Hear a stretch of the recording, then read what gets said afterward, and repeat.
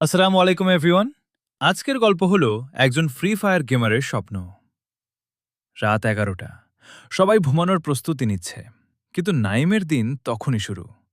হাতে তার পুরনো একটা মোবাইল, চার্জ ৩৫%, আর মাথায় একটাই চিন্তা, আজকে আমাকে ভালো খেলতেই হবে। নাইম সাধারণ একটা পরিবারের ছেলে। বাবা চায় সে পড়াশোনায় মন দিক। মা মাঝে মাঝে বলে, সারাদিনে গেম খেললে ভবিষ্যৎ কি হবে।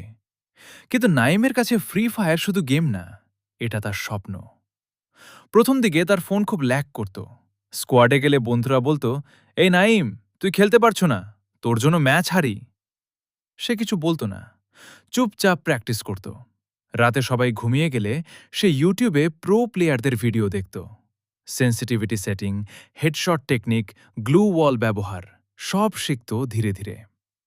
একদিন সে সিদ্ধান্ত নিল, আমি শুধু খেলব না, আমি ভালো প্লেয়ার হব।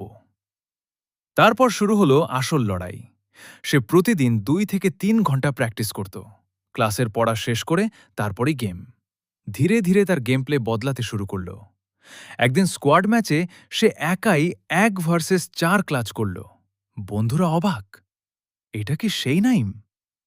সেদিন থেকে সবাই তাকে সিরিয়াসলি নিতে শুরু করল। কিছুদিন পর সে ছোট ছোট কাস্টম টুর্নামেন্ট খেলতে শুরু করল। প্রথমে হার, দ্বিতীয়বারও হার, তৃতীয়বারেও হার। কিন্তু সে হাল ছাড়েনি। একদিন তার টিম একটা টুর্নামেন্টে বিজয়ী হল। প্রাইজ মানি ৫০০ টাকা।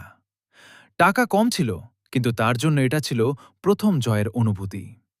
সে সেই টাকা দিয়ে কি করল জানো? নিজের জন্য না,